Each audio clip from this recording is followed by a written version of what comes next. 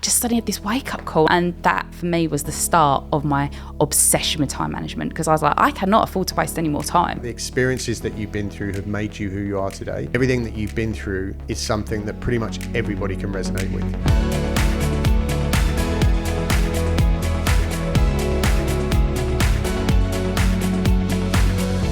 Hey guys, and welcome back to another episode of the Airbnb Nomads podcast. And on this week's Property Education Masterclass, we're joined by the incredibly inspiring Alice Dartnell and also my dog Rolo, so apologies for any slurping sounds.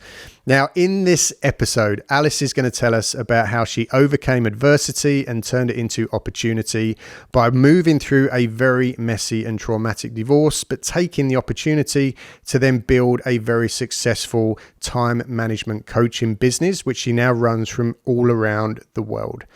Guys, if you get value from this episode, if you're inspired by this episode, I would please ask that you follow the show and also leave us a review. It helps us more than I can possibly explain.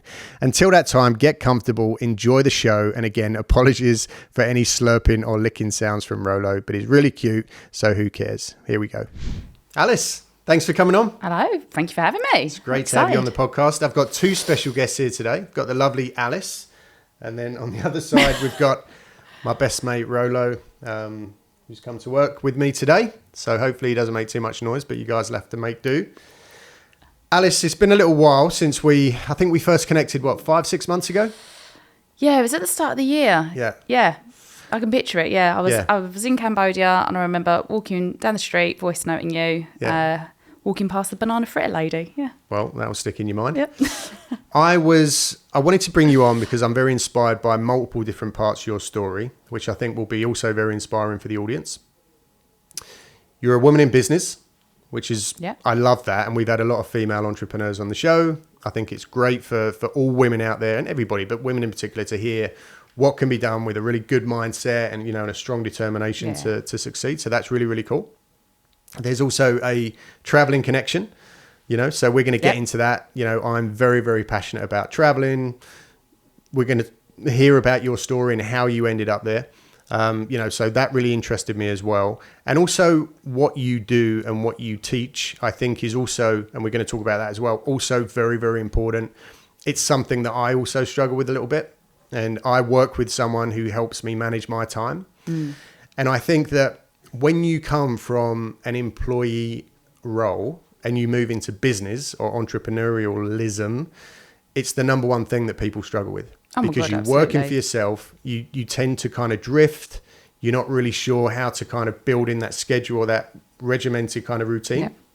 So I really want to get as much advice and tidbits and bits of guidance off you for myself, but also for the people at home as well. So thanks for coming on. I know you've come a long way to be here, not just for me. I'd like to think it was just for me, but for other reasons as well. But let's start off. Let's not go right back to the beginning because I want to kind of, focus on the juicy stuff. But why don't we go back a little bit to the start of when your life changed? Because I know you've been through some stuff, and I asked you before we started if we could dig into that, which you're okay with. So why don't you tell us where it all changed? Yeah. So funny enough, actually, I didn't write the whole book. I was a co-author in a book that got launched in January this year, 2024. And my book was about this. And the title of the chapter was the 4 words that changed my life. And that was, I want a divorce. And that for me was when everything, to be blunt, everything overnight just crumbled. Like your whole world collapses when something like that happens. Everything that you know as reality, everything that you know to be true, everything that you're working for, your vision board, everything that you think you're going for, just suddenly overnight just falls apart. And that for me was just my whole world turning upside down and changing completely. Like the life that I'm living now as a business owner, digital nomad, traveling the world, divorced, is just a far cry from my life that couple of years ago. And can I ask you, first of all, what's the timeline here? When did all this kind of come about? Yeah, so it was end of September 2020. And he just announced it. I came home from the gym, and I'm a bit of a woo-woo person. I'm very intuitive. And I think I'd blocked that for a very, very long time. But I remember this so clearly. I was in my PT, I'm on the squat rack, and I just burst into tears. And I was like, something bad is going to happen today. Really? So you felt it? Yeah. And so my PT's like, oh my God, what's going on? And I genuinely thought someone's going to die. Like it felt like the end of something. And I was like, I think someone's going to die. It was. I can't even describe it. Yeah, talk about that feeling just a little bit more. Like in what way? It just suddenly came over me. It just suddenly came over me. I was just, as I say, on the squat rack. And then I just burst into tears, and I was like, something bad is going to happen. I can't quite pinpoint it, but it feels so bad. It feels like a death, like something's going to die. Amazing. Didn't obviously think it was going to be Is my that marriage. the first time that you'd felt that feeling? Yes and no. So people always say, did you know that the divorce was coming? Because I have always wrongly been in the camp of when women or men go, oh, this just happened and I didn't expect it. And I was naively thinking, well, how did you not know your marriage was on the rocks? Like, how would you not know? And then it obviously happened to me. And I was like, oh my God, like I genuinely didn't see it coming. And I didn't see it coming for lots of reasons. We had holidays booked in, and, the night before he walked out on me, he kissed me on the forehead, told me he loved me and warmed up my side of the bed. That's not signs to me that someone's going to walk out on you the next day. Absolutely not. But now I've got clarity and I'm looking back, I'm like, oh, the universe was trying to tell me. There was lots of little things that now I piece together. I'm like, I just wasn't listening to my intuition. And I would, even if I voiced it, he'd shut it down, or you just put those thoughts to the back of your head. And funny enough, since actually, going off a bit of a tangent here, but since the divorce, I've been so much more open now to my intuition. And even, you trust it more. Yeah. And even things like, my mum's sister recently passed, and we knew her life was coming to an end, and I'd encouraged my mum to go back to Japan, because I was like, your sister's going to die soon, like you need to go, and I can't explain it. So my mum trusted me. She got on the plane, and 4 days later her sister passed, so luckily she got there in time. But the night she passed, I knew, and I remember texting my dad like, she's going to die tonight. And my dad was like, how do you know? And I was like, I've got that feeling again. So you genuinely got a gift. It was the weirdest. And even to the silly little things like, I went on a date, I was going to say a couple of days ago, but it's probably like a couple of months ago now. But I was going just broke men's hearts across the country, across the world. Well, I was going on this date, and I woke up and I thought, he's going to cancel. And I don't know why. So do you know what? Time-saving tip. Didn't bother shaving my legs or doing my eyebrows. And I was like, there's no point, because he's going to cancel. And a couple of hours later, I get a text saying, oh, I'm really sorry, I've got a bowel. Sorry, I'm laughing because the dog's thirsty. Dog's thirsty. Dog's got a drink. I hope you didn't want any more water. Hydration's important. I live in Cambodia. This is clean water, even if the dog's drinking it. Help yourself, but yeah, just stuff like that. I just knew. So when he texted me, I was like, yeah, cool. No, I knew that.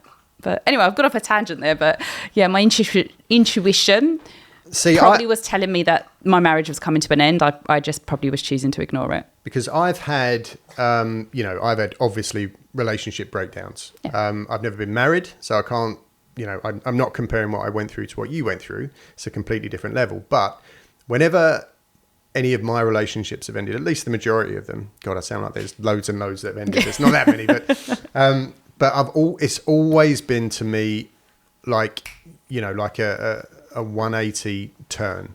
Something massive has shifted. Yeah.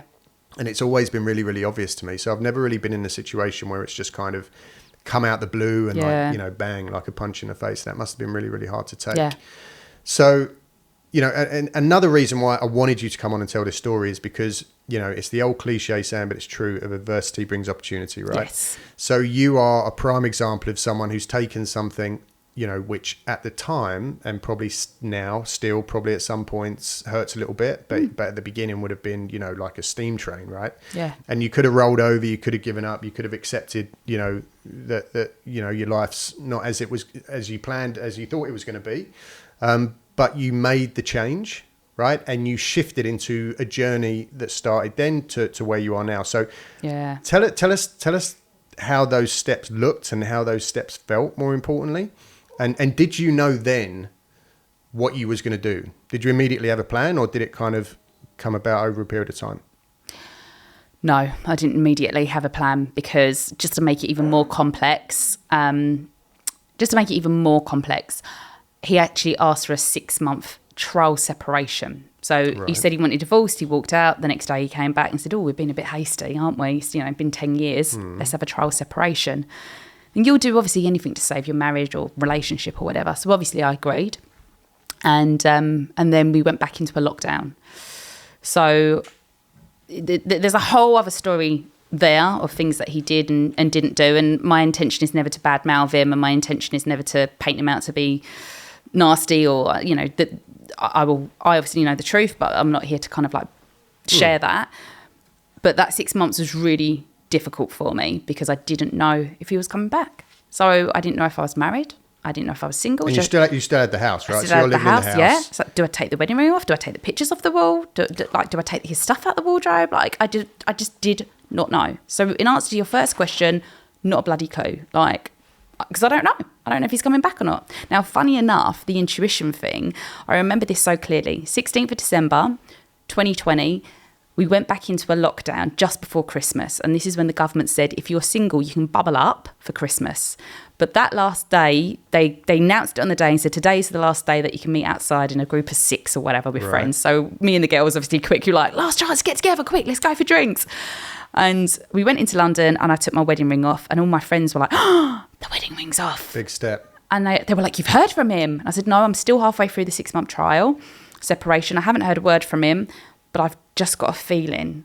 And if he does come back, we need to start fresh. Little side note, that may or may not be the day that he got with someone else. But now I'm like, that's the intuition again. Right. But at the time I didn't realise. So no, I didn't have a clue what my plan was going to be. I didn't know if I was going to be married or not. And then obviously the day he came back, which was March 2021, and then said, we're not getting back together, I was completely lost, if I'm honest. I just did not expect to be at this stage in my life. I mean, no one goes into a marriage thinking they're going to get divorced anyway, do they? But I did not expect to be mid-30s, in the middle of a lockdown, getting a divorce, and just this is not how life was meant to be. Right. That wasn't the plan. No, I've got the nice house and the nice car and the nice husband, and we were the golden couple, and it's like, what? And all that just overnight is gone. And now what do I do? And so I didn't know my plan, and it took me a while to figure it out. And I've got to be honest, I stole my plan off one of my friends. Cool. Oh, well, I want to hear all about that. But what just touching on what you just said about it wasn't meant to be like this. So I'm not that long out of a pretty long-term relationship. And I held on to that for a long, long time, because even though I knew it had ended a long time ago, but I hung on to it because I was in love with this dream. Yeah. Right. I was in love with this vision. I could see the house. I could see the potential family. I could see the family dog. I could see where we were going to be. I could see the in-laws. Like I had the whole thing in my mind, even though it was probably never going to happen. But in my head, it was. Yeah. So I hung on to that way longer than I should have done. Yeah. Is that kind of what maybe happened with you? I totally understand that. And I think for me, it was a little bit different because I wasn't hanging on to us. Like, obviously, it came out of nowhere, like bam. So it wasn't like I was trying to fight it for ages. I think for me, it was this sense of probably coming from society pressure that this is where you're meant to be at a certain point in your life. And because I had all that and then it suddenly went, it was like, I had the good job and the nice house and the nice car and the ring on my finger. And funny enough, they have never been my measures of success ever. So one good thing is when it did all happen and it did all kick off, I never actually lost my sense of self-worth or value because they'd never been my success markers. But I still think in modern day, we do pin a lot of our success measures and values onto those things like the marriage and the house and all that kind of thing. And now I didn't have it anymore. So even though it'd never actually been my value, and it'd never been my value, never been my success markers, but now I didn't have it, I felt it and was like I feel like a failure. At this point in your life for work, you was in the corporate world, right? No, I'd actually left the corporate world in 2018. 2019, I went to set up the business, but I had a huge burnout, not actually related to the business. This was like 15 years in the making. Right. But that at the time was like one of the worst things that had ever happened to me. But actually, looking back, I'm a big believer in turning pain into power, a bit like you just said about adversity and turning it into something good. So that actually then did me a favour, because that's what got me to where I am now in my business, teaching about time and energy management. Right. But I went to start the business in attempt number 2 in March 2020, literally 3 days before we went into lockdown in the UK. So I'd literally just started my business as he walked out. So that was scary. The fact that you, at that crazy time in the world, coupled with the fact that had just happened, that you continued on the business journey is very, very, very impressive. I'm not going to lie.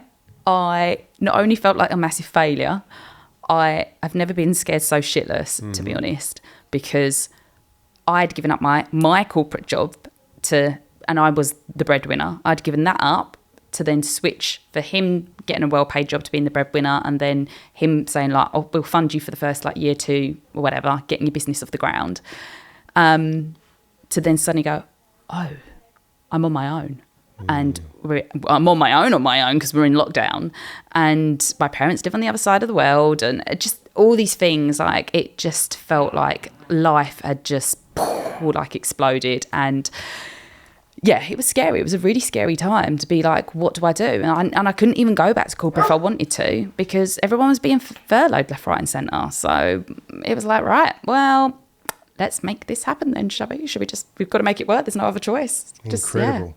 So, I mean, what were some of the things that you felt like, you needed at that time? Did you have friends around you? Where was the support network? Because, you must have needed people with you that were saying, come on, Alice, you can do this. Like, let's follow your dreams. Don't let this push you off course. Yeah. Did you have that support or? Yeah, I am. Do you know what? I always use the word lucky, but actually it's not lucky. I think it's a lot of love and effort that's gone into my relationships and my friendships. So my mum's always like, oh, you're so lucky you've got great friends. And I'm like, I also put a lot of effort into it. But yeah, I am very blessed. That's a better word. I'm very blessed and fortunate to have the most amazing set of friends. Yeah. And I think actually being in lockdown did me a favour because I didn't have to go out and face the world. Yeah. And I could just hide, cry, do what I needed to do to process, and then every now and again resurface for social media to be like, hey. And I was quite honest about what I was going through, but I couldn't be too honest because I didn't know myself. Like, was I married? Was I no? I don't know. So I was very lucky that I had amazing friends and people that reached out to me, and actually shout out to this guy Nick, who he is the founder of Zoco Networking. He was going through something himself, and pretty much every single day text to check in on me to make sure I was okay. So I had so much love and support around me, even though I was technically on my own. And I think, as I said, lockdown did me a favour because I could be on my own, and that's what I needed. I think had we not been like that and it'd been normal life, I think I would have gone out, partied, maybe gone off the rails, etc., and processed it that way through just being too social, whereas actually being forced on my own was a good thing, I think, in hindsight. Yeah, everybody deals with that stuff in different ways, don't they? I remember when I was going through my big breakup of a long-term relationship, and I was actually living over in Florida at the time, and I was kind of reasonably new into a fresh job, working on the yachts, and I just remember I had this overwhelming need to be with family. I couldn't focus on work. I was useless at work, actually. It got to the point where the boss was like, look, we might have to let you go if you can't pull yourself together. And fortunately, for me, they said, look, go home, spend some time with family, spend some time with friends, sort yourself out, reset, come back. And I needed that. So for me, you said that you needed to be on your own. I needed to be with people. So I guess people that I loved and that I knew loved me. So I suppose everybody's different in that respect. If you love to travel like me and you understand the power in escaping the money for time exchange trap, but you just don't know how to do it, then building an Airbnb consultancy business could be exactly what you have been looking for. Right now in the UK, there is a completely untapped opportunity through helping struggling Airbnb hosts by turning around their underperforming properties and generating you huge commission payments in the process. We are going to teach you all of the tools and all of the techniques that we've learned over the last 5 years through building our very own multiple six-figure Airbnb business, arming you with everything that you need to swoop in and save the day. minimal startup costs, zero risk, and almost unlimited potential. Sound good? Welcome to the Airbnb Consultant. Contact us through any of the channels included in the studio notes to get the conversation started. So what you're doing now, let's move on from that. You know, that was a hard time in your life, but like you said, you flipped it into this really positive thing, which has now catapulted you to the place where you are now, which is frigging awesome. Like what you're doing, I absolutely love it. That's why I wanted to connect with you and found you on social media. So the time management skill set that you now own and teach and mentor people in, which is amazing. It's such a needed skill, and it's such an inadequacy of most people, myself included. So if you can master that, what an absolute gift to be able to give to people.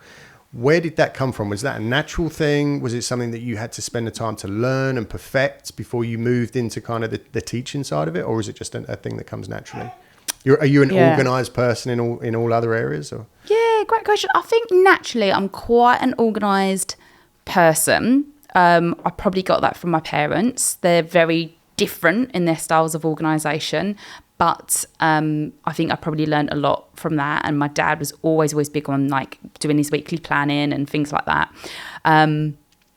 But my personal obsession with time management actually came because when I was younger, sort of like 15, I suffered a decade long of like depression, an eating disorder, self-harm, low confidence, low self-worth.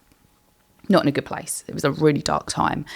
And probably on the outskirts, it probably looked like I had stuff slushed, you know. If from that 15 to 25 period, I still got to a really good university. Like I got told not to go to university because I wasn't clever enough. None of my family had been to university, so I'm a little bit of that rebellious child that I'm like, you say I can't go, I'm going to go to a red brick, get first. So I'm that type of person. So that's what I did. So on the outside, it probably looked really successful. Like I got a good degree, good job, got engaged young, tick, tick, tick, tick, tick. But I was still suffering with my mental health and my eating disorder and stuff like that. I don't know what sparked it, but July 2010, I just came downstairs to my parents one day and I just suddenly was like, I'm severely depressed and I've had an eating disorder for 10 years. And they just were like, what? Like I masked it so well. Wow. So that obviously was a bit of a shock to people and I didn't really want to talk about it. Now I'm very open about it because I think the more we talk about it, the more we can help people. But when I started my recovery journey, I suddenly realised like I've wasted 10 years of my life. For what? Like I literally, this is ridiculous. I'd sit in front of a mirror and I hated the way I looked and my body, and I had really bad body dysmorphia. I hated it so much. I would come home from school and spend hours sitting in front of a mirror just crying and just picking holes at me. Don't like my lip, don't like this, don't like my nose, too fat, this. It was ridiculous. And I just think... I'll tell you, just to interject there, one of the things that I find the most fascinating with that specific illness of body dysmorphia is that it's always experienced by people who actually are the complete opposite. You know, they're attractive, they're in shape, you know, but the way that they see themselves, at least that's what I've experienced. Yeah. I know people that go through this and they're so far, not, oh, you know, they're a little bit to what they think, like a million miles away from what they think. Yeah. So it's really interesting the kind of people that it affects. Yeah, I think you're right. But for me, that was I just suddenly had this wake-up call. And I can't pinpoint it. Yeah. I don't know. I just had this wake-up call where I was like, oh my God. Can't waste any more time. That's 10 years of my life gone. And that, for me, was the start of my obsession with time management. Because I was like, I cannot afford to waste any more time. Like, I'm going for it. So what was that switch that flipped then? Because obviously there'll be people listening to this that are in a hard place. You know, I'm very, very big, very passionate about mental health. I've been through my own experiences. I talk about that. So what was it for you that, you know, what was the moment that it all changed? It's really hard to pinpoint, but I do remember reading The Secret, which at the time became really, really popular. And I know there's like love-hate with The Secret, but for me, it did change my life, because learning about mindset, learning about energy, learning about the fact that I didn't have to be a victim. And I'd spent the last 10 years being like, well, life will get better when X, or when I have this, then life will be good. And the more I was collecting these things, I still wasn't happy. Or like with the eating disorder, must be when I get to 8 stone, 7.5, 7, and I'm still not happy. It's nothing to do with the thing you're trying to collect. And for me, reading about the law of attraction and The Secret and stuff like that was a bit of a game changer. So maybe it was that. But suddenly having this epiphany that I didn't have to be a victim and I could take control of things, and slowly starting to get away from my perfectionist or nothing mindset, that for me was the game changer. Yeah, perfectionism is a curse and a gift. Gift and a curse, right? It can really help you to move forward and achieve great things. But when you're always comparing yourself and putting yourself down, and I could have done more, should have done this, should have done that, it can be the opposite. Yeah. So amazing. So what happened? So you had this realization, right? You know, I've got to get my time back. So what happened after that? You were like, okay, I'm gonna start working on things a little bit more. Yeah. So started devouring, books. I was going to say podcasts. Didn't have podcasts back in the day. Then I'm showing my age, but didn't have podcasts back then. But I devoured these personal development books, and I just became absolutely devoured these books, and just any tweaks. I was constantly, and this is probably why I ended up being a coach, because I constantly was like assessing and analysing and going, what worked, what didn't, how do I improve it? I also found out I was dyslexic quite late in life, like I was at uni, and by that point I'd already gathered all my tools and techniques of like how to still like educate myself and do well in my career, but with this. And the reason why I'm sharing that is because few of my clients have got ADHD, and I haven't been for an assessment yet, but quite a few of my ADHD clients have gone, we think you're ADHD. So the reason I'm sharing that is because over the years, I have taught myself and developed all these time management tactics, like how to not procrastinate and how to be productive and how not to have shiny object syndrome, yada, yada, yada. And I think it is because of my own experiences well as the books I've read. That's really interesting that you say that, because I know that there's a lot of people talk about now, like it's very easy to put labels on things. Yeah. And I've kind of got one foot in that camp and one foot outside of it. But so, for example, like I said, I struggle with time management. I struggle with staying focused. I sit down with a really, good intentions. I'm going to do this, and this, right? And then before you knew it, I'm doing that, and that. I've got 300, tabs open on the computer. I've got scraps of paper everywhere. So I could say, I think I've got ADHD. I've thought that, and I've thought that for a while. But is it just that I'm really crap at those things? And maybe I'm a little bit lazy in not preparing the night before. Yeah. I'm always like, which one is it? Is it, can I control this? Yeah. Or is it something that's in me that's just the way I am? See, I was previously in the camp of there's no such thing as ADHD. Right. It is you're disorganized, which now I take back because my lovely clients have sent me lots of information and stuff on ADHD and follow this person on Instagram and for insight, and I've read books on it for my clients' benefit so I can understand them more. And it wasn't things like the disorganization and the shiny object syndrome and all that made me think I've got it. It was the other stuff like the sensory overload and the fact that I play the same song on repeat, or the fact that I forget what's in my fridge. Those are the kind of things that make me think I've got it, because obviously I am really organized, and yes, I have Post-it notes everywhere, but I've made a career out of time management, the very thing that ADHD people probably struggle with. Yeah. So I think it's a really interesting question that I don't necessarily have the answer to, because I've been in the camp of, I think you're just disorganised, to now going, oh, hang on a minute, I see it in myself, but I've just learnt the tactics. I'll give you an example, right? I've got a really, really, really close friend of mine who's actually more of a mentor. Well, she's an incredible friend and also a mentor in all these areas that to her, and she'll be listening, she'll know I'm talking about her. For her, it's second nature, right? Yeah. So every Sunday night, she sits down, she's got a Trello board, right? She puts down all the tasks. She puts them into all the relevant spaces through the week, assigns them. Then they'll all go into the calendar. That all syncs. And then each of those tasks is designated 25 minutes of pure focus time, no distractions, 5 minutes literally where she'll stand up, walk around, go to the bathroom, have a drink of water, back down, no distractions, 25 minutes of focus time, right? So, and she's amazing. at pretty much everything she does because of it. Yeah. And because of that, she's got, you know, huge clients, loads of people want her on board because she's so good at kind of, you know, all of that stuff. But that is a conscious choice that she makes on a Sunday evening to put aside an hour, hour and a half to plan the rest of her week, where the majority of us, you know, are maybe sitting in front of Netflix, down the pub, right? So again, it's like, well, am I just shit and lazy, or, you know what I mean? Yeah. It's like, could we all just do better? Yeah, I definitely think there's, regardless of how you think, there are tactics that you can put in place to make your life easier and maximise your time and maximise your energy and make the best use of it. And, you know, things like planning, I call it ROT, like return on time, but like return on investment, but return on time. Yeah. So I call it return on time, ROT, things like planning hit the spot, where it's like, if I just do 25 minutes of planning for my week ahead, I will save so much time back for whatever reasons, like being more organised, focused, you know, not missing deadlines, etc.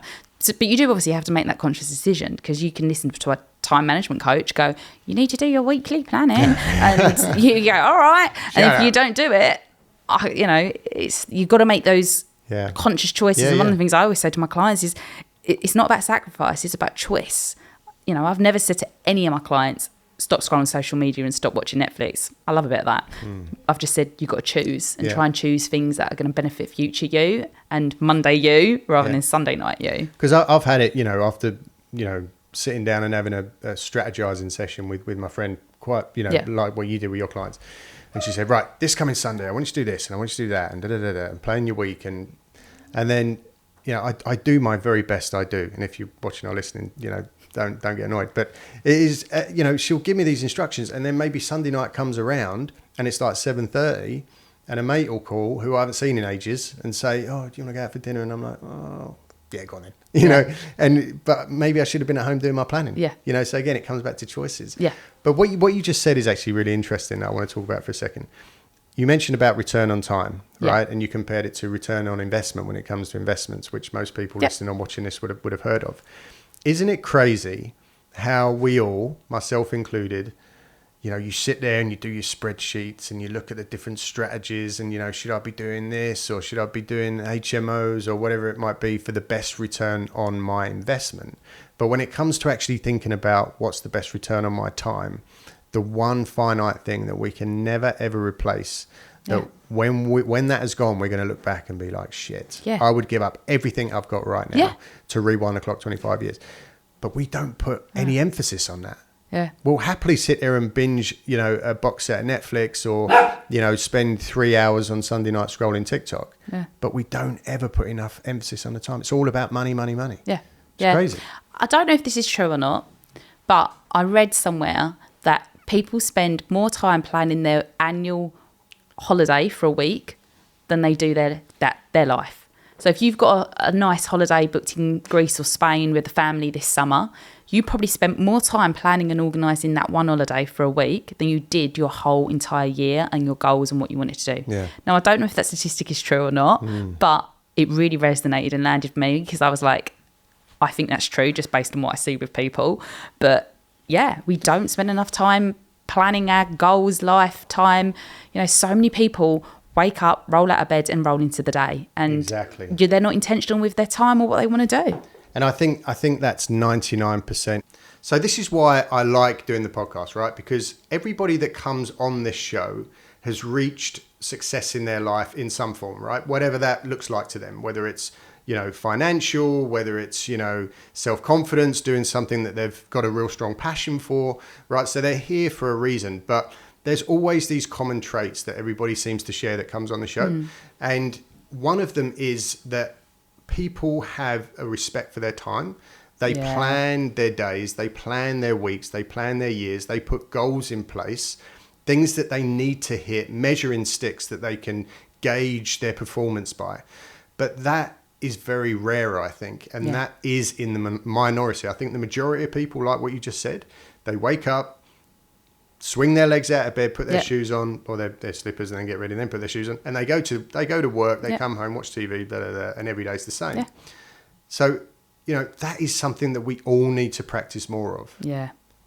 And, you know, I follow some people on socials big influencers. And it's the same with them, business people. It's like Jesse Itzler. I don't know if you follow him. He's a really, big on this kind of stuff. And he says, for every single month that goes through the year, he sets himself one huge goal. And it could be a fitness goal. It could be a business goal.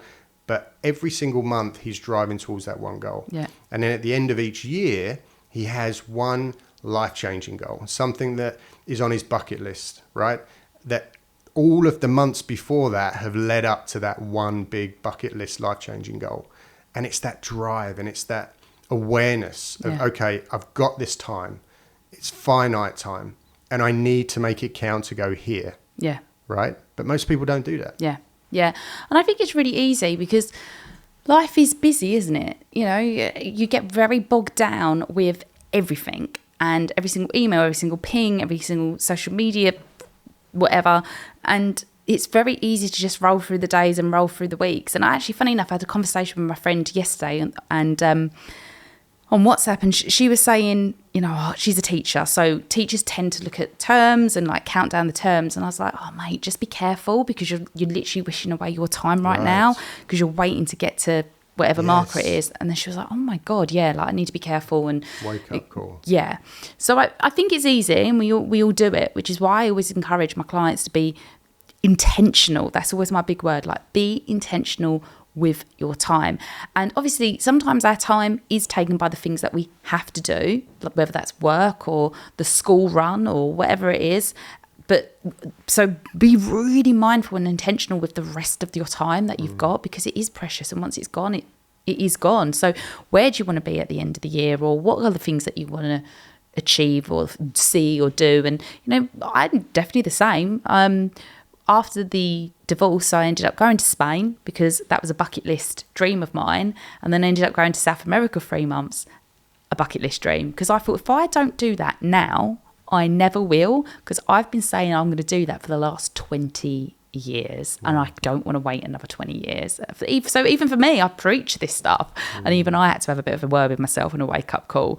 And had I not got divorced, then I probably would still, let's be honest, I'd still be saying, I'm going to write that book. One day I'm going to go to Spain and learn Spanish. One day I'm going to go to South America. I'd still be bloody saying it. I've been living in Spain for 5 years. I still haven't managed to learn Spanish yet, but it's on the list.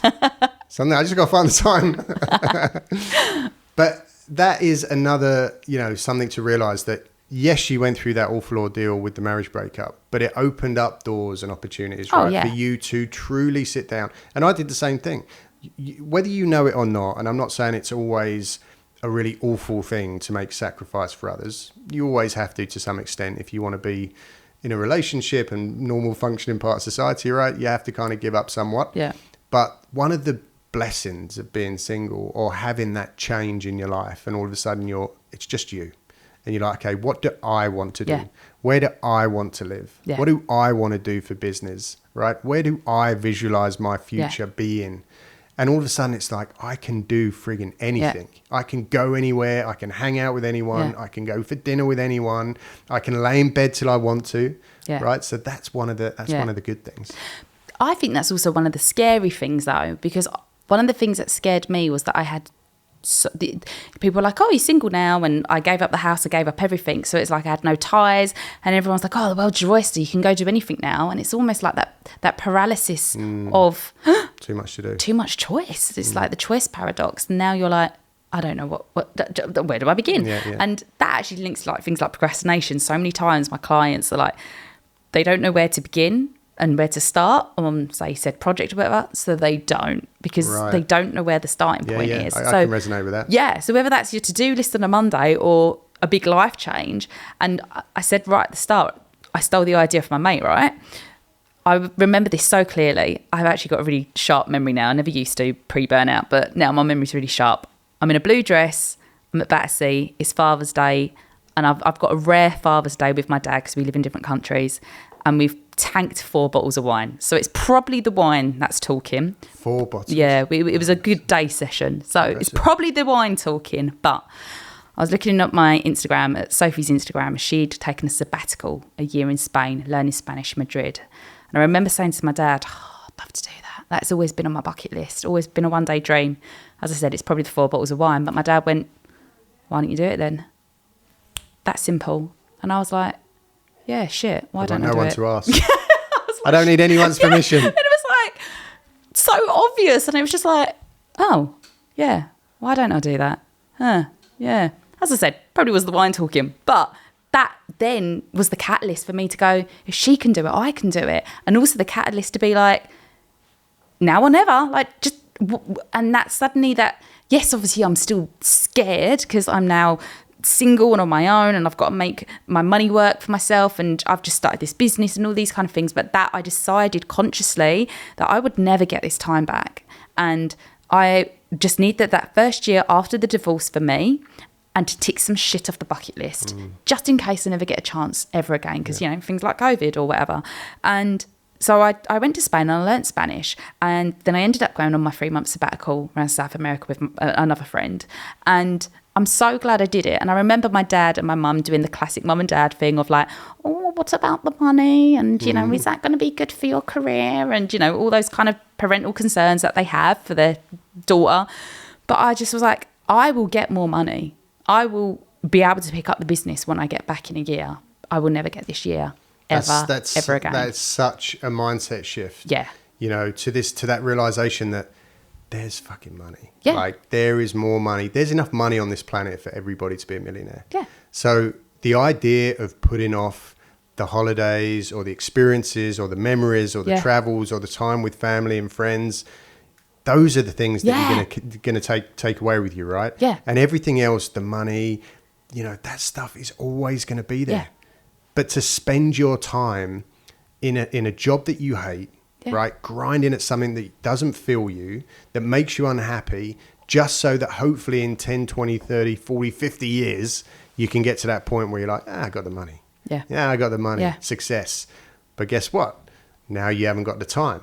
Yeah, or the health. Exactly. Yeah. The health issues, all the ailments, the arthritis, the blood pressure, the cholesterol issues, all of this stuff. And then you're like, okay, if only I could trade this money that I, for that time. So you got to realize that right now before it gets to that point. Yeah. And I'm not saying it's easy decisions to make. And I was fortunate in the sense that, I didn't have a house or a husband anymore in that sense. So I could make that decision quite easily and book those flights quite easily.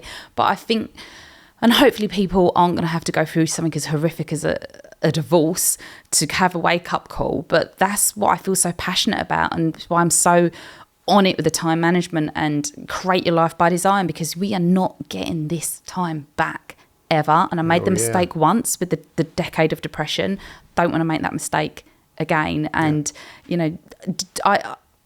yes, the business did take a dent for that year that I was off, but I know I can recover it. And I've been back now sort of in business for a year and I've picked up where I left off. And actually I think I'm a better person for taking that year for myself. And I healed from the divorce quicker and better and had all these amazing, wonderful experiences that I will never, ever forget. And I think sometimes we forget the long term. We're so much about the instant gratification and what we need to do right now. And one of my kind of arguments to my parents of why I needed to do this was, in 50 years' time, that 1 year won't matter in terms of like my money, my wealth, etc. But it does matter in terms of like my memories and whatever. So that was, we need to sometimes think a little bit more long term, I think. Absolutely. And, well, let's move into that, because you've now, you're in the business, right? You grow in the business, but you've managed to now combine it with this awesome lifestyle, right? Which is again, a consequence of the fact that you're able to now be in complete control, make decisions of exactly what you want to do. So talk to us about that. So now you're living in Cambodia, right? Yeah, I'm going to say accidentally, because I'm not actually meant to be there. Yeah.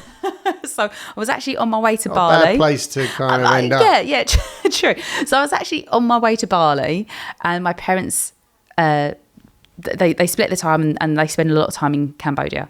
And they said, well, if you're going to Bali, why don't you come see us in Cambodia? I was like, I'm not going to lie, I wasn't keen on the idea. But again, when do you as an adult get that chance to be in the same town as your parents? And I wasn't going because they're ill and needed looking after. I was going out of choice. And me and my mum have never got on. So to be in my late 30s and trying to build a relationship with my mum is really important. And especially after the divorce and stuff like that.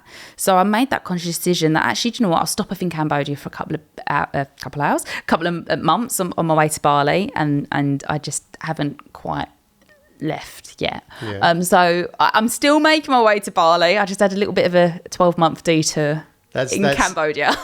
But Bali seems to be like the digital nomad. Well, that's why I was trying to get there, but yeah, I was so close. I just got a couple of countries away. I have no faith. I have plenty of faith that you will get there. But and it's true, as you get older, and I've been away 20 odd years, like all of my life overseas. Haven't really spent much time as an adult with my family.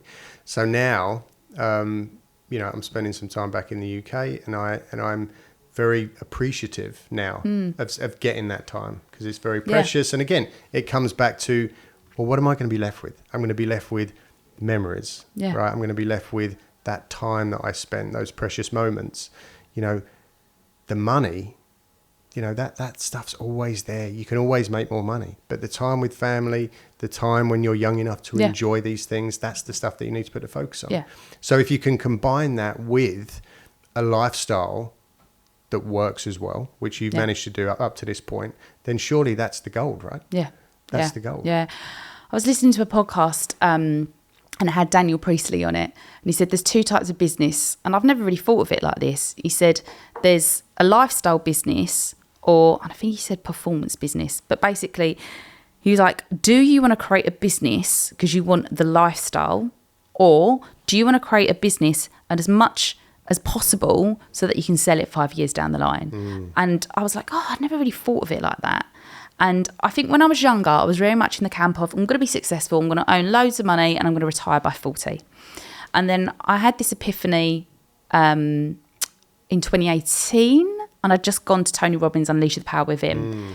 And I was like, he does not need the money. Do you know what I mean? Like, he's a multi-millionaire. Like, he doesn't need to be hosting. Now, yeah, he does not need to be hosting this event. Why? Why is he hosting this event? Because he loves it. He loves it. And it gives him purpose. He's never going to retire. And I remember suddenly having this aha, I don't want to retire. And I think, again, society says, get a good job, save, retire, blah, blah, blah, blah, retire young. And I was like, I don't ever want to retire. I want to love what I do every single day. I don't want Sunday night blues. I want to wake up every Monday, loving my life, loving my job. And that for me was a big switch. So I never realised that it was called a lifestyle business until the podcast a couple of days ago. But I was like, yes, for me, I have made no secret to friends and families and my accountability buddy, Amani, shout out to you, like that we're on the road to being multimillionaires. But I also am like, I want to enjoy the journey and I want to love my life. And that's why I'm so passionate about Life by Design, because it isn't just about the success markers of what society says. It's how you want to live your life every day. And yeah, for me, it's like, I want a business that fits my lifestyle. Absolutely. It doesn't have to be one or the other, right? Yeah. It doesn't have to be, well, I want to make money, so I've got to sacrifice the next 5, 10, 15 years of being stuck in a dark room, getting my head down and grinding and putting in the 20 hour days. It doesn't have to be like that. You can, like you said, find a business that really serves you. Yeah. And find a way of taking it to a place that you really find joy living in, where you wake up. I talk about this stuff, till I'm blue in the face. But for me, living in Mallorca, literally just by opening the curtains, or not the curtains, but the blinds, opening the shutters. Spain, it's shutters. Shutters, right? And you see that friggin' that blue sky, a blue that you can't even, describe. And you feel that early morning sun on your skin. It's like... I'm going to have a great day. Yeah. It doesn't matter what happens from here. I'm going to have a great day. Yeah. Because I just love it there. Yeah. So, and I think everybody in this day and age has the ability to do that, right? Yeah. Has the ability to, within reason, not everybody. Obviously, if you're a tradesperson or stuff like that, I think there still are ways that you can monetize your knowledge by taking it online. But I think for the majority of people that you can take your job and through a little bit of effort and a little bit of knowledge and a little bit of education, you can turn that into a business that you can make remote for pretty much anyone working in an office, right? Yeah. Yeah. And even if you don't want a travel lifestyle and you don't want to be as digital nomad-y as me, there's still things that you can do to make it work for you. Like one of my clients, it's not feasible for her because she's got a 13-year-old son. So what she did is for the summer holidays for those 6 weeks, she was like, I just want to be by the coast. So she was working from home anyway, booked an Airbnb by the coast for 6 weeks because she thought, if I'm working from home, does it matter if it's home or Airbnb by the coast? And she had a little staycation with her son for 6 weeks, working in the morning, taking the afternoons off with him. And I was just like, that is spot on. That is life by design. That is, perfect.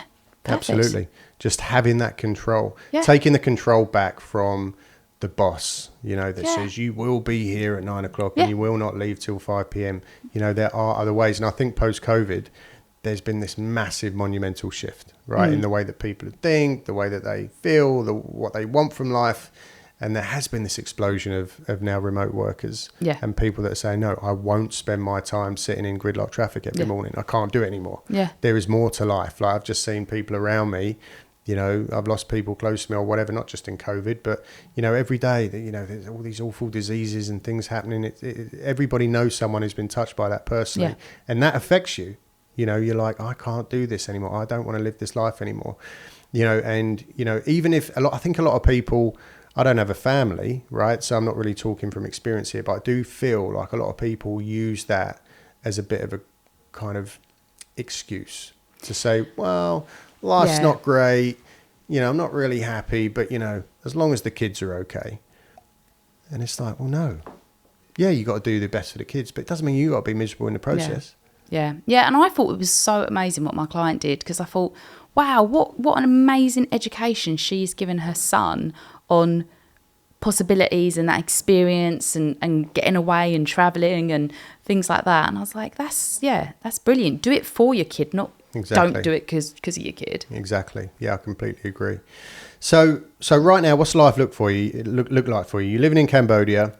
You're building the coaching business. Yep. Right. All around time management and how you can help that to grow your business. Tell us a little bit about the details. What's the bones in exactly what it is that you teach? I don't just want to keep saying time management. I want to understand a little bit more about some of the processes and some of the steps that you actually help people to implement. Yeah, so I'm a little bit different from maybe like the other time management teachings out there. And this goes back to the burnout that I had in 2019. I was amazing at time management. I was shit hot at time management. I was productive. Like I said, I had that 10-year to make up for. Like it was like, oh my God, like I need to be productive. So I was that person that did everything. Everyone was like, oh my God, how'd you fit it all in? And in my head, I was the kind of, I was a bit of a busy as a badge of honour type person. So I was productive. I had great work-life balance. Worked my 9 to 5, clocked off at 5, and then did a string of other things like charity work and kickboxing competitions and this, that and the other.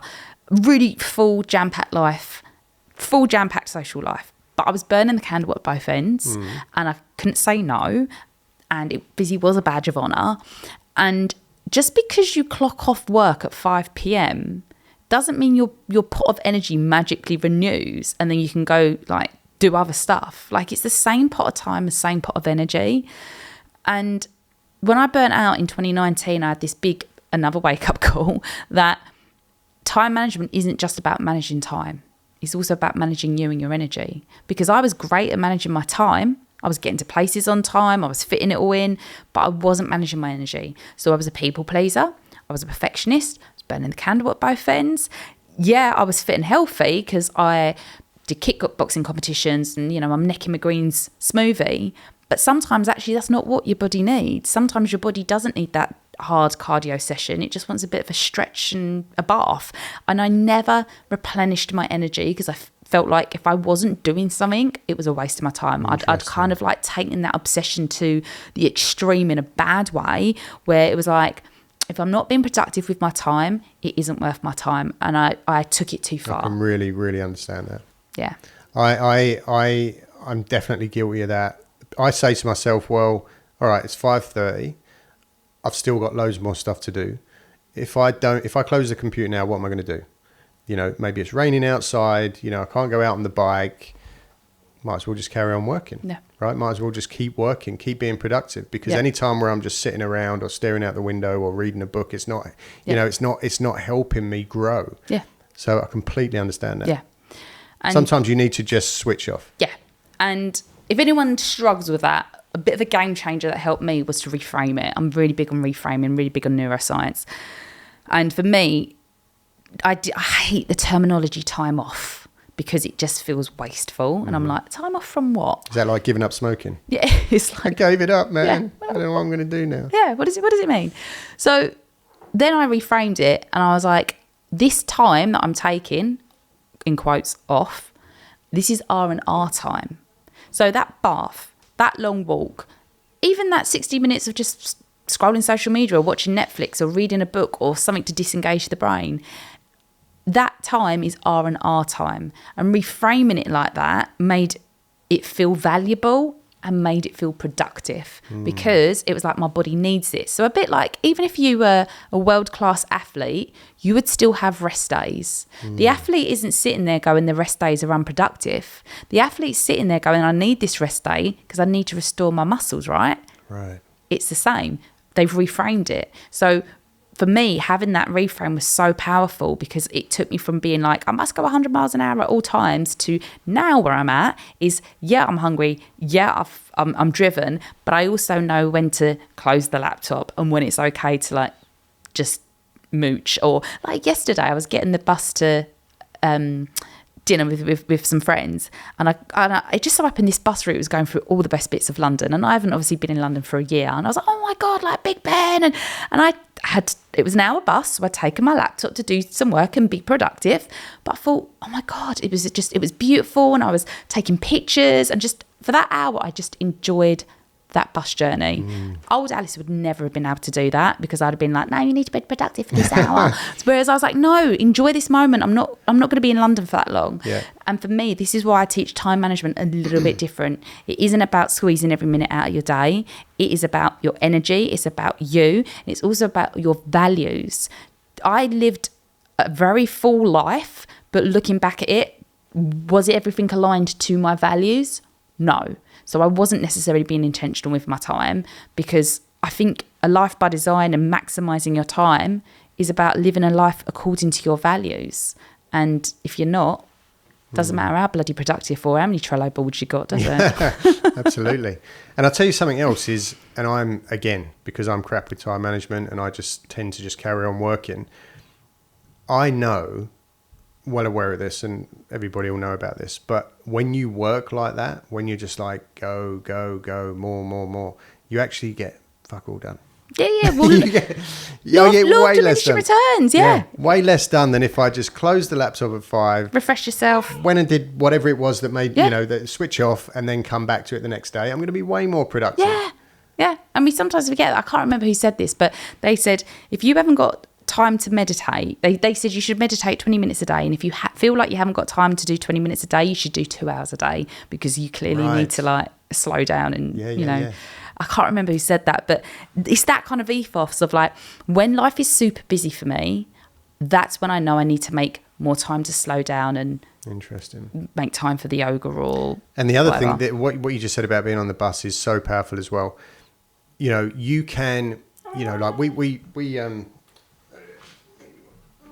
Can I just clarify that is the dog, not me? yeah, sorry about that, guys. Bring your dog to work day. But when you're, you know, we put a lot of stuff out on social media, right? So it's easy to always be in that, picture, post, capture, you know, moments, share. And now what I like to do, like when I take Rolo out over the fields or something, just turn the phone off. Yeah. And just have like that hour where you just, you know, looking around, you know, taking in the trees, you know, taking in the sky, being in nature. Because you can, even if you're not conscious of it, when you're not actually working in you know, a normal work sense, you're still working by taking pictures, posting stuff, right? On the phone, texting, WhatsApp, you know, all this stuff, ding, ding, ding, all the notifications going off. It's still, the vibrations are still going in. You're still at work. Yeah. I think we've got to be really careful of that. I obviously am so grateful to modern technology. Like, whoever invented Zoom and WhatsApp, like, hats off to you, because I could not function my life or my business without it. So I love the fact that I am jetting all over the world. My friends and clients are all over the world, and I can stay connected like that with my phone, Zooms, WhatsApps, etc. Amazing. However, the dark downside to that is you can never disconnect. And because of the time zones, my clients are in the UK, US and Middle East. I go to bed, there's probably 70 messages that I need to respond to. So I could keep going and keep going. I wake up, I'm waking up to 100 messages. And we have to be able to know when to stop, because it can be constant. There's always going to be another email or a message or another job that you can do. So I think we have to be so deliberate with when am I taking that time to switch off. Because even if you're like, I don't know, you're in Sainsbury's and you're at the checkout, and I'm all for using dead time like that. So, you know, you might respond to a couple of DMs, or if I'm learning Japanese at the moment, so sometimes I bash out my flashcards and just, you know, whilst I'm standing in a queue for 2 minutes, that kind of thing. I'm all for that. But you also do need to know when your brain needs that break, when you're, you know, we need to rest the body, but we also need to rest the brain as well. Because if you're always glued to something, it's going to be very hard, especially as a business owner, to switch off. So I always say to my clients, like, when have you blocked out time for you? Like, actually block, and I get them to block it out in their diary of like designated me time, whether that's, for me, things like kickboxing, because I physically can't be on my phone or think of other things because I'll get punched in the face, or baths. When I was living in England, baths are always a good one because, you know, you're in a bath, so you can't be on your phone. Well, you can get one of those little waterproof bags around your neck and still, come on, come on. So it's like things like that. Like, you know, one of the things that I love about flying is, you know, I'm like in the air watching a film with my picky mix and no one can contact me. Although on my last flight, they had free Wi-Fi and I was like, damn it. But yeah, I just think we need to take that, just an hour will do. Yeah. Just an hour. It is a massive, and I hold my hands up right now. Like, I definitely have an addiction to, it's not an addiction as in, you know, I feel like I get these massive dopamine hits and it makes me feel happy, but it's an addiction to, you know, I always need to check the notification in case it's something, you know, I don't want to turn off my phone in case I miss a phone call. You know, maybe it could be a booking, maybe it could be an opportunity, right? And you can always feel like I need to always be available. But that in itself is very, very tiring. And we do want to be responsive. Everyone does. I think probably I should do a survey on this, but the majority of emails or DMs that I get back from other people start with sorry, as in sorry it's taken me this long to reply, whether that's from a friend or whoever. And I do it myself, but I think that's because society's expected that we live in an instant world. Everything's got to be instant back. But I always say to my clients, if somebody has texted you at that time, they've texted you because it's convenient for them, not for you. So you've got to remember that. Good point. Got to remember that. And it's selfish bastards. So and it's so hard to, because you do want to be responsive, and you do want to. Oh God, it could be a booking, it could be this, it could be that, I could be missing out. But if that always on culture for me was what burnt me out. I actually find myself actually feeling a little bit jealous when I message someone. And 3 days later, I get a reply on WhatsApp like, "Oh, hey, Alex, sorry, I haven't looked at my phone in 3 days." Yeah. I'm like, oh my God. Yeah. I love that. Do you know what? I emailed somebody the other day. I've been booked into a workshop for an organisation, and I emailed them and I got the best out of office I've ever seen. That said, "Thank you for your email. I'm currently out in the Cotswolds for a long weekend, enjoying scones and windy walks. So I'll get back to this email when I can." I was like, that is the best out of office I've ever seen. Basically, I was like, I don't give a shit about your email because digital detoxing for 3 days. I was just like, awesome. More of that, please. I love that. Yeah, it's a really, really, really good point. So who's the majority of, like, for people listening to this and definitely listening and thinking, yep, you know, I suck at time management. You know, me too. Who are your normal client base? Are they business owners? Are they, you know, stay-at-home mums that want to organise their days better? Like, what's the kind of general demographic of people that come to you? Yeah, generally I've got a mix that fall into two camps. So I've got camp number one that are business owners. Mm-hmm. So they are super busy, push for time, trying to do everything, wear multiple hats.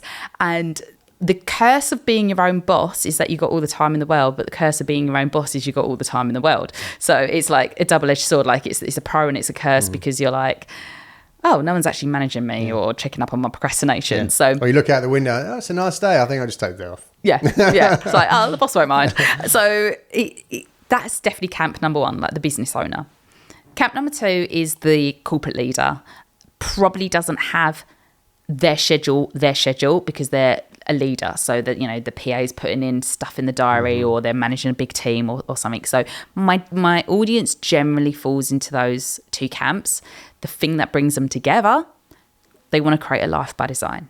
So yes, they want to maximize their time, but not in the what I would call the old Alice way of like squeeze every minute out, because they know they want more time and more energy. Like, they know they don't want to burn out, and they want to live a life to their values. And often the common things that people want to do are the simple things in life, the little luxuries, like go to the gym, walk the dog, be present with the kids, not feel guilty when they're with the kids. That's what they're after, and that for me is what life by design is. It's obviously the big goals are great, you know, write that book or set up that Instagram account or whatever it is that you're aiming for, but often it's the little things we don't make time for, and then we suddenly find ourselves in that rut or on that hamster's wheel, and we're like stressed because we haven't gone to the gym, because we haven't got time, or we haven't spent enough quality time with loved ones, or I had one client that came to me, hadn't been on holiday for 10 years because they didn't have time, because they were so busy in their corporate job, which, you know, in hindsight's bullshit.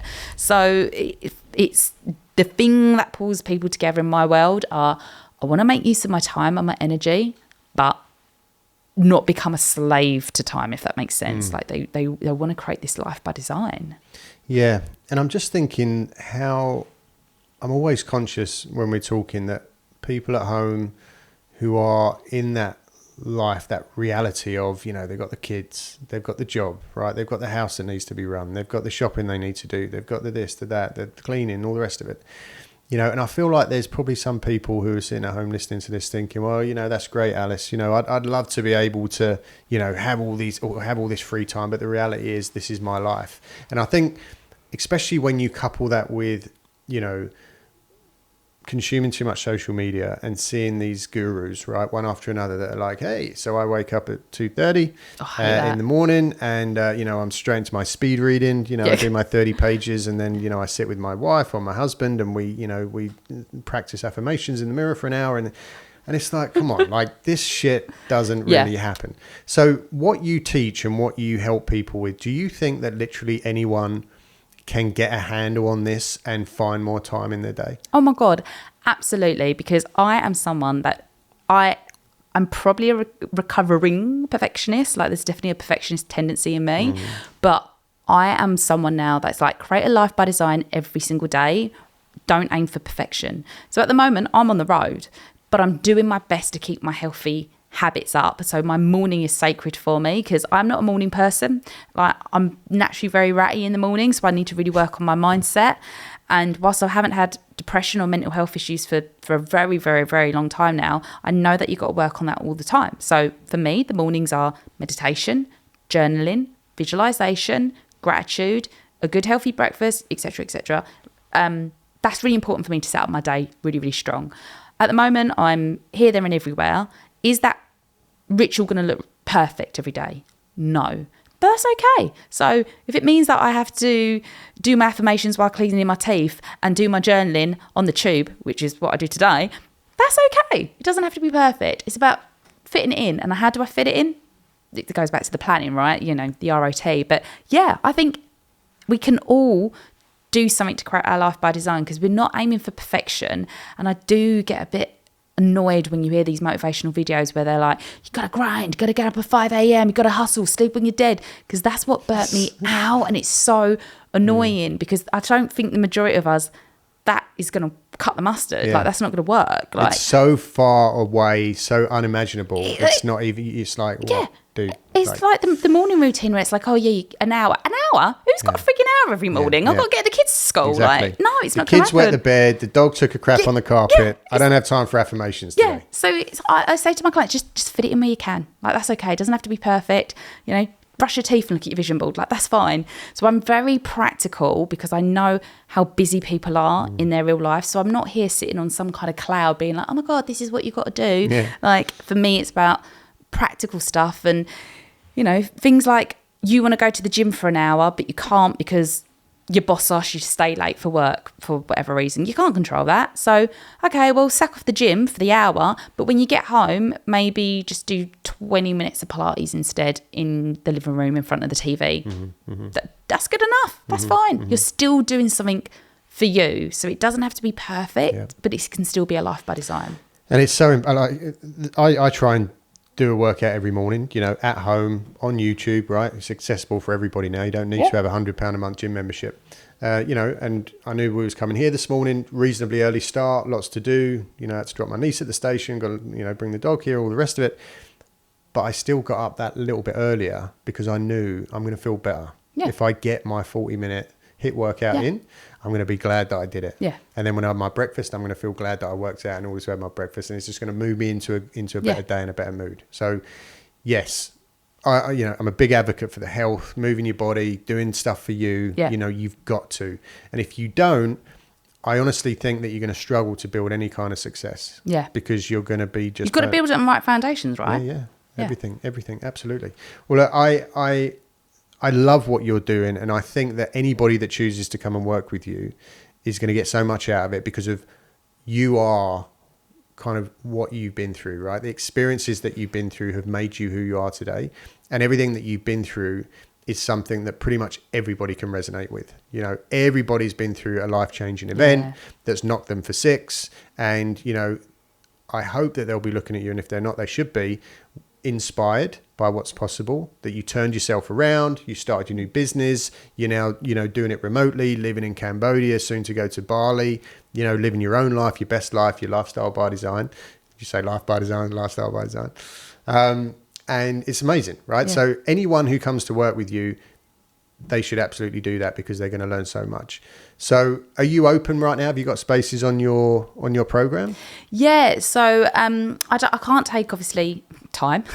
Can't take on too many one-to-one clients. So what I've now done actually quite recently is rebranded and relaunched my membership. So then I can have more people in this. So this is all about creating a life by design. It's called the Life by Design Collective. Okay, nice. And this has been a really great membership actually, because what I find is that we don't take that time to zoom out. So we're on the hamster's wheel. We're doing the daily do, and maybe we're planning, so we're having a productive week in the classic sense. But are we actually edging towards where we want to go? Are we living by our values? So I wanted to combine the two. So we have a weekly call, group coaching, where we do exactly that. We do our reflections and our wins. Are we on track? What's their life by design? All that kind of stuff. Accountability, right? It's massive. Bit of accountability as well. And then we do our weekly planning as well. So there's 2 calls a week. One's like a bigger picture. The other one's a planning sesh, like let's get down and plan our week. So I offer that now, as well as one-to-ones, business masterminds. And I'm going to be relaunching my time management course as well, so people can self-study. Because again, I appreciate people haven't got time, so they might want to learn time management in their own time. And also, I said to you, like, if you go and check out Alice's socials, because she's pretty big on Instagram, right? Her socials are really, really cool. So that's something else that I think Alice should start teaching, because that might be in the pipeline next. I like that. Easy for you, doesn't take a lot of time for you, but I do a lot of socials, and I look at Alice's stories on Instagram and I'm like, damn, that must have taken hours, but apparently not. So I've got a lot to learn. To be fair, one of the things that my ex always used to say to me was like, you are the laziest motivated person I've ever met. And I took that as the biggest compliment, because I was like, I don't spend as much time on stuff as what people think. Like, I remember my dad lived with me and he went, you don't actually work out that much, do you? Like, in my head, my dad thought I went to the gym for 2 hours a day, and I was like, no, I ain't got time for that, Dad. But it's things like that. Like, things don't have to take hours. We can, little pockets. Amazing. Well, look, I'm aware that the time here is running out, because there's so much juicy stuff to talk about, and I'd love to just continue talking about this stuff, because it's so powerful, it's so necessary, it's such a a huge skill to have, to be able to manage your time and realize how important the time is, right? And that we need to respect it, and we need to manage it, and we need to be productive with it. Every single time you're sitting there spending 2 hours going down the scroll hole on social media, all right, do a little bit of it, right? There's nothing wrong with doing a little bit of it, but have a cap, have a limit, realize that time's finite, realize that you could be doing something productive with that time to move you closer to your goals, and turn it off and move on. So massively important. We're going to put all your information in the show notes. Amazing. Right, all of Alice's contact information. So contact Alice if you want to learn time management, if you want a mentor, if you want accountability, someone to get you on track and make sure that you're hitting your goals, hitting your targets, moving closer towards that life by design.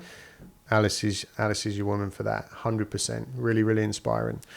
One last thing that I wanted to ask you before we wrap up, if you don't mind asking you to be a little bit vulnerable, a little bit honest, and a little bit open. I know you are anyway. We spoke about that before we came on. Coming back to the mental health thing. Like I said, I've had my struggles in the past. Still from time to time, I'm like, okay, I need to have a bit of a check myself there. But again, the social media, it's so easy to kind of compare, pedestalize people. I'm crap, they're great. I'll never get there. Comparing yourself all the time, and I think it's having a massive effect on people's mental health these days. So it's easy to look at all these people, and it's easy for people to look at you here today, seem to have it all summed up, living the life, right? Business, Bali, exotic locations, seminars, mentors, all this kind of stuff. But I'm aware that it's not always the case, right? And people who are on the outside seem to have it all summed up. A lot of the time internally, it can be sometimes, it can be the opposite. So the question really, Alice, quite simply is are you happy? Are you happy internally? Are you happy with yourself, where you are, how you see yourself, how you're feeling today, this moment in time? So I'm going to be super honest and vulnerable because I try to be as raw as possible on my Instagram. So if anyone saw my stories today on the way here, they would have seen a story that's like, oh my God, I'm on my way to do a podcast, looking great on the tube or whatever. And then the next story was of me crying because I missed my train here and I booed my eyes out on the platform at King's Cross. So shout out to Tia from the train station. But I thought, you know what? I'm going to share that. Because you're just seeing the glam stuff, like, oh look, she's off to Peterborough to do a podcast, how cool. And then I thought, no, I'm going to share that little wobble. Instagram versus reality, that wobble of me mascara down my face, and then going, I didn't bring any extra makeup for today. So I was like, gutted I haven't seen that. Have a look later.